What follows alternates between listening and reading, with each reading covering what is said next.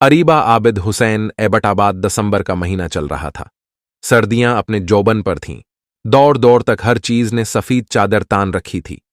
अभी भी बर्फ रोई की मानंद गर रही थी।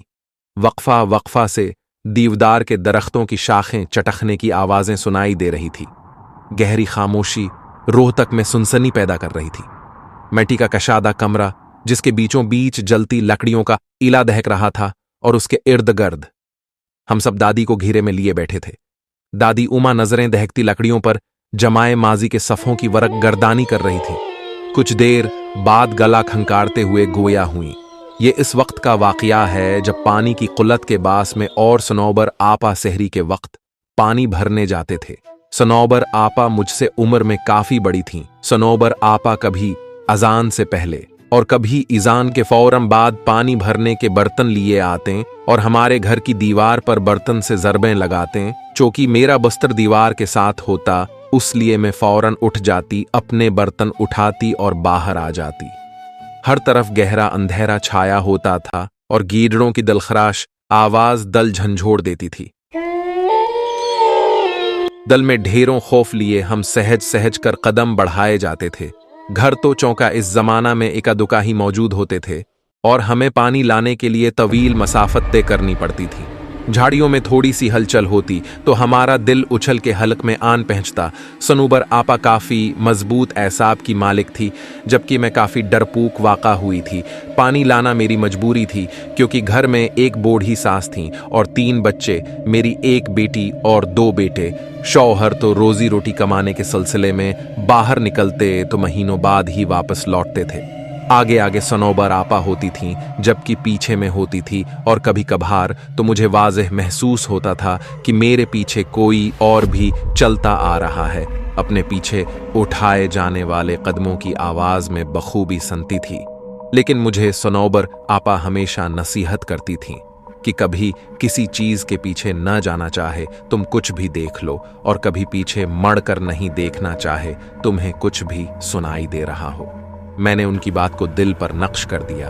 मैं अपने पीछे कदमों की चाप सुनकर जोर से आंखें बंद कर लेती और दिल में आयतुल कुर्सी का वरद शुरू कर देती। लेकिन जब तवील सफ़र तय करने के बाद बैठने को जी चाहता तो यूं महसूस होता जैसे बिल्कुल साथ कोई बैठा है। गर्दन घुमाकर इधर उधर देखने पर सवाए अंधेरे के कुछ दिखाई न देता। हमारा रोज का आना जाना था।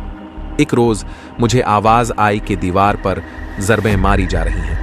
मैं उठी, अपने बर्तन उठाए, लेकिन गहरा अंधेरा देखकर ठिठक गई। मुझे यूं महसूस हो रहा था जैसे आधी रात का वक्त हो। मैं बाहर गई तो देखा सनूबर आपा का दूर तक कोई नामो निशान नहीं था। मैंने ये समझकर कदम रस्ते पर डाल दिए कि वो ज्यादा दौर नहीं होंगी और मैं उन तक पहुंच जाऊंगी। गीदड़ों की आवाजें पल भर को मेरे कदम साकित कर देती थी। मैंने भागना शुरू कर दिया, लेकिन मैं उन तक नहीं पहुंच सकी। बिगड़े तनफ्फुस के साथ मैंने मसाफत तय की और जाए वक़ुआ पहुंचकर मेरे अंदर तक सनसनी दौड़ गई। सनौबर आपा वहां मौजूद नहीं थी। मैं थोड़ा ऊपर खड़ी थी और नीचे देखा जहां पानी का कनवा था। ऐसा महसूस हो रहा था कि कोई पानी के डूल के बाद दीगरे अपने ऊपर बहा रहा हो। मैंने नीचे जाना जरूरी न समझा और पानी का डूल उल्टाकर उस पर बैठ गई।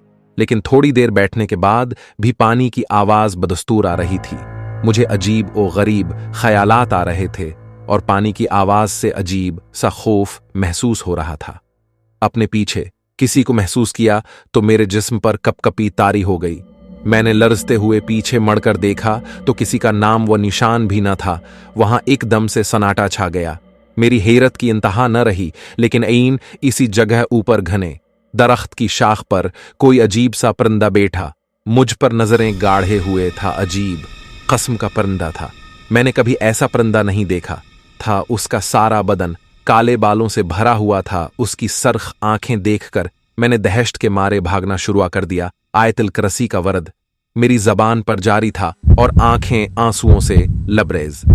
मैंने एक मिनट के लिए भी रास्ता में रुकना मुनासिब नहीं समझा और अपने घर के पास पहुंचकर दरवाजे की तरफ हाथ बढ़ाया ही था कि इसी वक्त सनौबर आपा अपने घर का दरवाजा खोलकर बाहर निकल आए। उनके पास डूल भी थे और मैं दरवाजा का पट खोलना चाह रही थी, लेकिन अपना तवाज़ुन बरकरार न रख सकी। और बेहोश हो गई। आंख खुली तो देखा उर्द-गर्द सब जमा थे। सनोबर आपा के घर के सब अफराद भी बैठे थे। मैंने पानी के लिए आवाज दी तो सब लपक आए। थोड़ी तबीयत बहाल होने पर मालूम हुआ कि आज चौथा रोज था और मैं मुसलसल बेहोशी की हालत में थी। मैंने उस रोज का वाकया सबके गोश गुजार किया तो सनोबर आपा माथा पेट के रह गईं और बोलें, जैसा तुम कह रही हो ये दरस्त है तो हम उसको मौजज़ा ही समझें कि तुम जिंदा सलामत लौट आई हो। मैंने रब का शुक्र अदा किया।